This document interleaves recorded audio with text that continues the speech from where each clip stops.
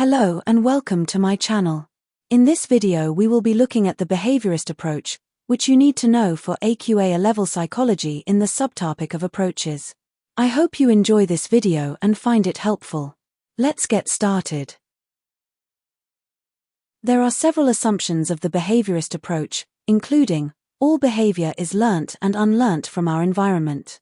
The mind is a blank slate at birth and behavior is learned from experience. The study of the mind should focus on external behaviors that can be seen, that are observable, quantifiable and measurable. Following Darwin's theory, the basic process that govern learning are the same for all species and therefore animals can replace humans as experimental subjects in research and the results can be directly extrapolated to humans.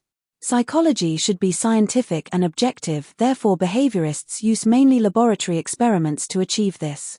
There are two key principles of learning: classical and operant conditioning. Classical and operant conditioning. The behaviorist approach suggests that behaviors can be learnt through classical conditioning, learning through association, and operant conditioning, learning through consequences. Classical conditioning was first by Ivan Pavlov, 1927, who showed that dogs could be conditioned to salivate at the sound of a bell if that sound was repeatedly presented at the same time that they were given food. First, food, an unconditioned stimulus, UCS, was presented to the dog, which resulted in an unconditioned, innate, salivation response, UCR. Using the Pavlovian concept of temporal association, also known as contiguity, which refers to the principle that events or stimuli that occur close together in time are often perceived as related or connected, a bell, a neutral stimulus, NS, which produced a neutral response, NR, of no response, was then sounded before the dog was presented with food, UCS. This process was repeated several times, until the bell became a conditioned stimulus, CS, to which the dog produced a conditioned response, CR, of salvation, even when no food was present. The dogs had learnt to associate the bell with food, which caused the sound of the bell to trigger a salivation response. Pavlov found that there were important factors that affected conditioned learning. First was time. If the NS was not introduced immediately before the UCS, couldn't be used to predict the UCS, or the time interval between the two was too long, conditioning would not occur. Pavlov also discovered that unlike the UCR, the CR does not become permanently established over time.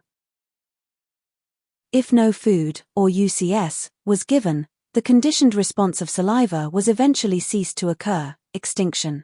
However, when the conditioned stimulus, food, and unconditioned stimuli were paired again, the link between the two and the conditioned response was re-established again faster than initially. Pavlov also found that animals produced conditioned responses to other stimuli that appeared similar to the conditioned stimulus. Operant conditioning was coined by B.F. Skinner, who argued that learning is an active process, but follows the law of effect that was first stated by Edward Thorndike. Responses that produce a satisfying effect in a particular situation become more likely to occur again in that situation, and responses that produce a discomforting effect become less likely to occur again in that situation. Through operant conditioning, behaviors are maintained through positive and negative reinforcement and punishment.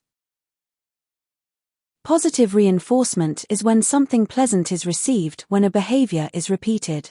Negative reinforcement is when something unpleasant is taken away when a behavior is repeated. Both increase and strengthen the likelihood that a behavior will be repeated.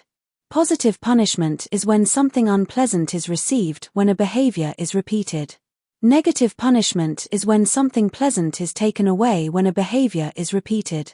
Both decrease the likelihood that a behavior will be repeated.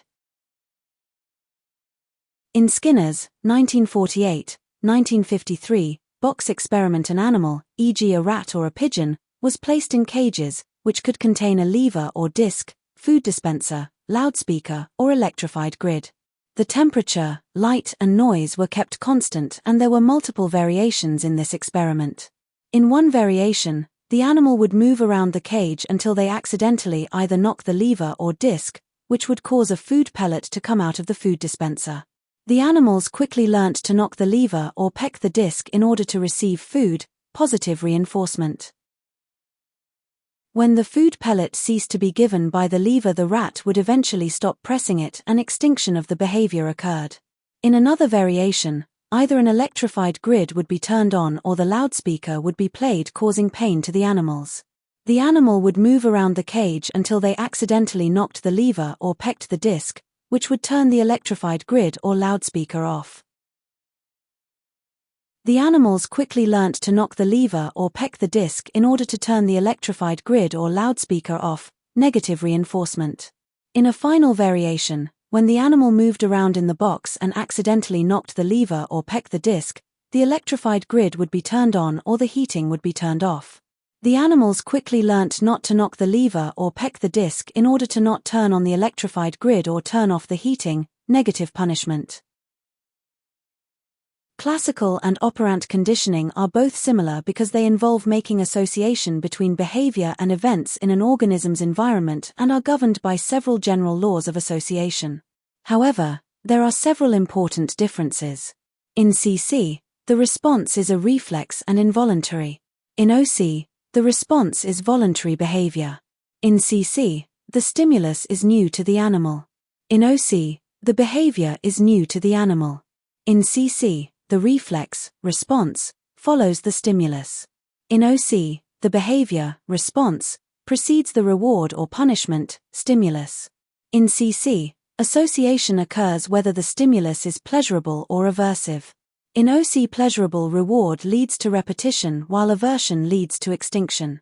In CC, strength of conditioning is measured by speed or amount of response. In OC, strength is measured by rate of production of behavior. Behaviourist evaluation. A strength of the behaviourist approach is that it is supported by case study research. Watson and Rayner, 1920, conducted a case study to investigate whether phobias could be learnt through classical conditioning using an 11-month infant called Little Albert. First, a loud noise, an unconditioned stimulus, UCS, was sounded to Little Albert, which resulted in an unconditioned, innate, fear response, UCR. Then, a white rat, a neutral stimulus, NS, which produced a neutral response, NR, of no response, was presented to Little Albert whilst a loud noise, UCS, was sounded. This process was repeated several times, until the white rat became a conditioned stimulus, CS, to which Little Albert produced a conditioned response, CR, of fear, even when no loud noise was sound.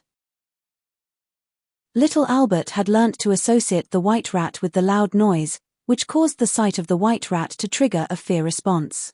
This conditioning was found to generalize to similar objects, such as Santa's beard.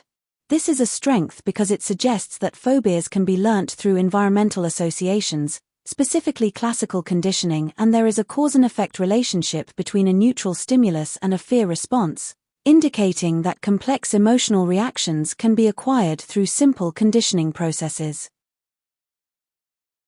A strength of the behaviorist approach is that it has several real-world applications. The approach has been used to develop treatments including systematic desensitization, flooding, and the token economy system. Systematic desensitization is based on the principle of classical conditioning and has been used effectively to treat phobias via counterconditioning by eliminating the learnt anxious response and replacing it with relaxation-based response. This was demonstrated by Wolpe, 1964, who successfully used the method to treat an 18-year-old male with a severe hand-washing compulsion. The token economy system is based on the principle of operant conditioning and has been used effectively in institutions, such as prisons and psychiatric wards, by rewarding appropriate behavior with tokens that can be exchanged for privileges. This is a strength because it suggests that the behaviorist approach is valuable because it provides practical and effective techniques for addressing specific behavioral issues, demonstrating its utility in real-world settings through treatments like systematic desensitization and token economy systems. A strength of the behaviorist approach is that it is scientific. It introduced scientific methods to psychology. Laboratory experiments used had high control of confounding and extraneous variables. These experiments were observable, measurable, quantifiable, replicable, and the data obtained was objective, not influenced by an individual's judgment or opinion. In classical conditioning, the response produced is measured by how much, quantity. In operant conditioning, the response produced is measured by how often, frequency. This is a strength because it allows a cause and effect relationship to be established between two variables, as behavior was broken down into basic stimulus-response units, where they manipulated the environment, stimuli, to test its effect on the animal's behavior, response. This also allowed accurate predictions on behavior to be made. Nurture. The behaviorist approach takes an empiricist approach to explaining behavior. The approach suggests that humans are born as a blank slate, tabula rasa, and behavior is learnt from the environment through experiences, interactions and processes such as classical and operant conditioning and positive and negative reinforcement and punishment.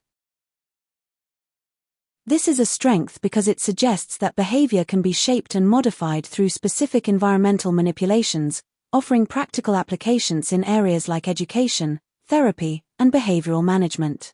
This is a limitation because it ignores the role and influence that nature can have on behavioral development, such as genetics, E.G. chromosome patterns, XY and XX, and hormones, e.g. testosterone and estrogen, and suggests that the behaviorist approach provides an incomplete explanation of behavior. Nomothetic. The behaviorist approach takes a nomothetic approach to explaining behavior and aims to identify general laws of behavior, e.g. positive and negative reinforcement increase the likelihood of behavior and positive and negative punishment decrease the likelihood of behavior, from highly controlled laboratory experiments, often using large samples. This is a strength because it suggests that these laws can be applied across different situations and individuals, allowing for the prediction and control of behavior in various settings, such as education, therapy, and organizational management. This is a limitation because it neglects the unique experiences, personal histories, and specific contexts that influence an individual's behavior and suggests that all individuals respond in the same way to particular stimuli and environmental conditioning.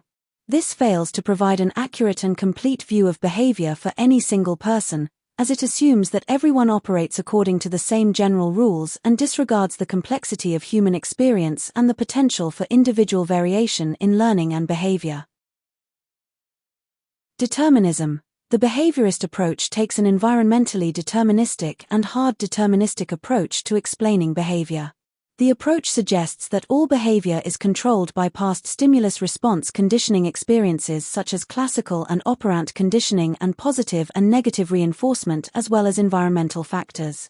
This portrays humans as passive responders to the environment.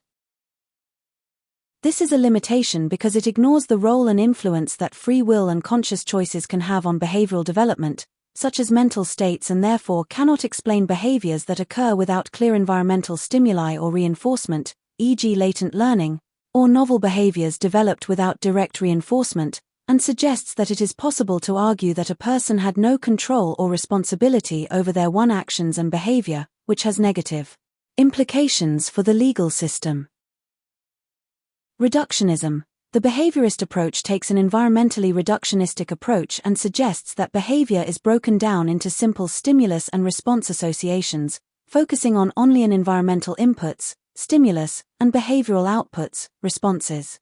This is a limitation because it ignores internal mental processes such as memory, thoughts, reflections, and emotions, which cannot be observed, and suggests that the behaviorist approach may oversimplify human behavior by overlooking the complex internal processes that influence how individuals respond to stimuli, potentially leading to an incomplete understanding of behavior. A limitation of the behaviorist approach is that it lacks population. The findings and conclusions or the behaviorist approach cannot be generalized to humans or the wider population. The experiments were carried out on animals such as rats and pigeons, which are both cognitively and physiologically different from humans and also have different social norms and moral values. These factors mediate the effects of the environment and cause humans to behave differently from animals. This is a limitation because it suggests that the laws and principles derived from these experiments might apply more to animals than to humans. A limitation of the behaviorist approach is that it breaks ethical guidelines. Research carried out by Skinner caused psychological and physical harm and distress to the animals involved, as they were repetitively shocked with electric grids throughout his experiments. Furthermore, the application of operant conditioning has been used to create social media algorithms, gambling machines, and similar addictive activities, which have had negative implications on people's mental health and financial issues. This is a limitation because it suggests that the behaviorist approach prioritizes behavioral insight over participants' and society's mental health and well-being. A limitation of the behaviorist approach is that it is socially sensitive, as its principles can be used to control and manipulate behavior. For example, behaviorist techniques have been applied in advertising to influence consumer choices, often without individuals realizing they are being conditioned. This is a limitation because it suggests that those in positions of power, e.g., advertisers, governments, could use behaviorist principles to manipulate individuals and groups without their awareness or consent. This raises ethical concerns about the potential for abuse and the erosion of personal autonomy. Thank you for watching. If you have enjoyed this video, please like and subscribe for more content like this. Bye.